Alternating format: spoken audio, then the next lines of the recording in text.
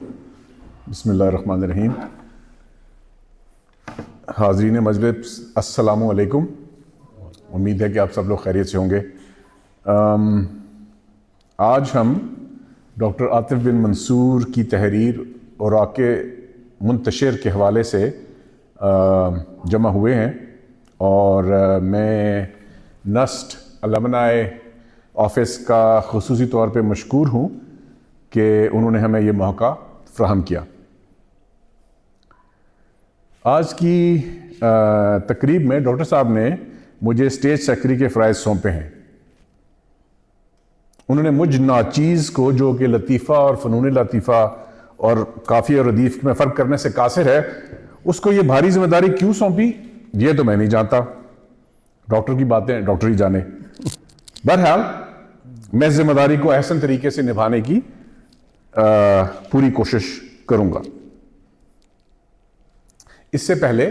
کہ میں اپنے ان ساتھیوں کو دعوت دوں جو مجھ سے کہیں زیادہ ادبی فہم و فراست اور بصارت رکھتے ہیں، میں بھی چند الفاظ کہنے کی جسارت کروں گا. اور مجھ ناچیز کے خیال میں تحریر پر بات کرنے سے پہلے اس مصنف کی بات کرنا جس کے ذہن میں اس تحریر نے جنم لیا،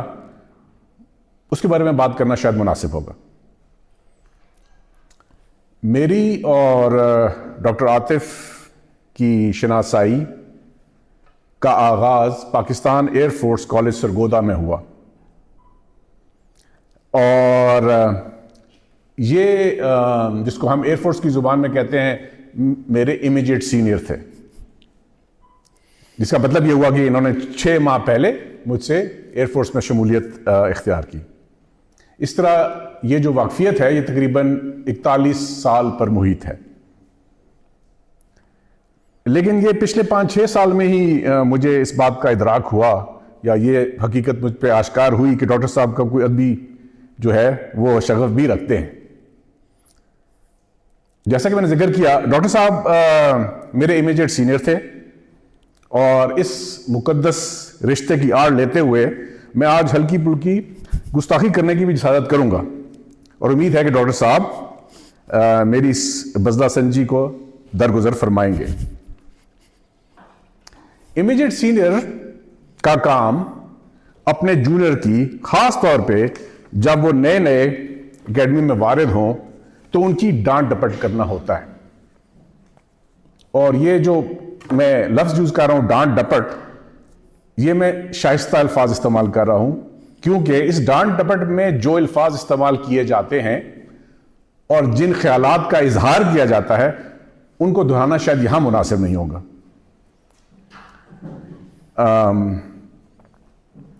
لیکن آپ یقین جانیے کہ جن دیگرگوں حالات سے کیڈٹ جو ہے وہ گزر رہا ہوتا ہے، اس کے باوجود بھی ڈانٹ ڈپٹ کے ان مصنفوں کی تخیل کی پرواز کو داد دینی پڑتی ہے. وہ جس طرح سے وہ نقشہ کھینچتے ہیں کہ حکم عدولی کی صورت میں ممکنہ طور پر آپ کو پیش آنے والے جو مشکلات ہیں ان کی وہ جو تصویر کشی کرتے ہیں، اور اس فن مہارت سے کرتے ہیں کہ داد دینی پڑتی ہے. اور ڈاکٹر صاحب تو اس فن کے ماہر تھے، اور بلکہ مجھے یہ کہنا چاہیے کہ اس فن کے ہراول دستے کے شاہسوار تھے، اور شاہسوار بھی ایسا جو میدان جنگ میں گرتا ہی نہیں تھا، یعنی چیختا چلاتے ہی چلا جاتا تھا. اور میرے جو کورس میٹس ہیں میرے کورس میٹس کا میں کیا کہوں کہ جو ماہرین ہیں، ان کی اکثریت کا خیال یہ ہے کہ یہ جوانی میں جو چلاتے رہے ہیں اسی دوران کوئی جرثومہ ان کی حلق کے رستے سرایت کر گیا ہے، جو بعد میں اس نے آپ کو ادبی بخار کی صورت میں اپنی علامات کو ظاہر کیا. اکیڈمی میں ڈاکٹر صاحب کو ایک اچھے ایتھلیٹ کی طور پہ بھی جانتا تھا، اور ان کا خاصہ تھا 400 میٹر کی دوڑ، جو کہ بذات خود ایک مشکل ترین دوڑ ہے، کیونکہ اس میں آپ کو 400 میٹر تک بھاگنا پڑتا ہے، لیکن لگ بھگ آپ کی رفتار وہی ہوتی ہے جو 100 میٹر والی. تو اس لیے آپ کو جسمانی مضبوطی کے ساتھ ساتھ حوصلہ اور نظم و ضبط بھی چاہیے ہوتا ہے. تو یہ بات تو طے ہے کہ یہ وہ سب خصوصیات ہیں جو ڈاکٹر صاحب میں بدرجہ کمال موجود ہیں۔ میری دوسری مڈبھیڑ ڈاکٹر صاحب سے اعلیٰ تعلیم اور تحقیق کے توسط سے ہوئی، جب ہم دونوں ہی ministry of science and technology کی اسکالرشپ پر اعلیٰ تعلیم کے لیے باہر چلے گئے۔ اور پھر کچھ برس بعد جب ڈاکٹر صاحب اپنے پی ایچ ڈی کا جو تحقیقی مقالہ تھا اس کو ترتیب دے رہے تھے، تو اس وقت میں ان کا ایکسٹرنل ایڈوائزر بھی تھا۔ تو اس بات کا تو میں گواہ ہوں کہ ڈاکٹر صاحب جس حوصلے اور ہمت سے 400 میٹر کی دوڑ میں زور لگاتے تھے، اسی حوصلے اور ہمت اور شدت کے ساتھ انہوں نے اپنی تحقیق کو بھی کامیابی سے آگے بڑھایا۔ اور اس کے بعد ڈاکٹر صاحب آسٹریلیا سدھار گئے اور وہاں پر بھی اپنی ذہانت اور متانت کے جھنڈے گاڑنا شروع کر دیے۔ ڈاکٹر صاحب اس پر بہتر روشنی ڈال سکیں گے، لیکن میرے قلیل مشاہدے کے مطابق آسٹریلیا میں ہی ڈاکٹر صاحب نے اپنے ادبی پرزے نکالنے شروع کیے، اور اس دوران وہ اپنی تحریروں کا شرف مطالعہ بذریعہ واٹس ایپ مجھے بھی بخشتے رہتے تھے، اور مجھے ان کے ایک انعام یافتہ افسانے پینسل تراش کا انگریزی ترجمہ کرنے کا بھی شرف حاصل ہے۔ تو یہ تو ہم بات کر رہے تھے مصنف کی، اور اب ہم بات کرتے ہیں تصنیف کی۔ تصنیف کو سمجھنے سے پہلے میں اس مجلس کے سامنے ایک سوال رکھنا چاہتا ہوں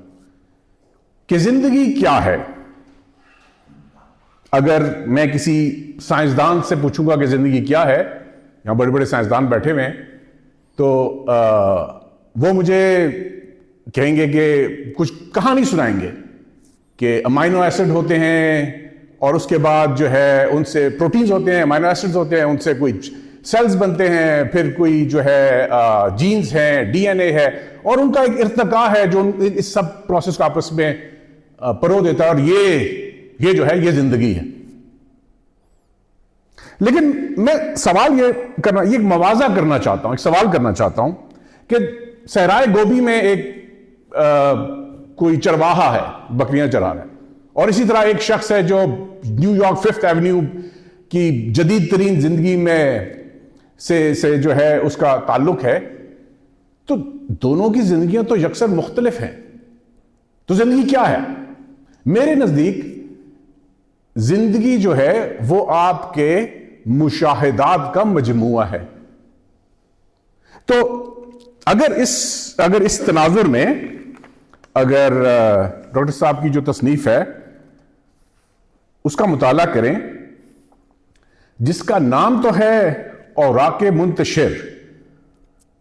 لیکن جب آپ اس تناظر میں اس کا مطالعہ کریں گے تو آپ اس نتیجے پہ پہنچیں گے کہ یہ اوراق قطعاً منتشر نہیں ہیں،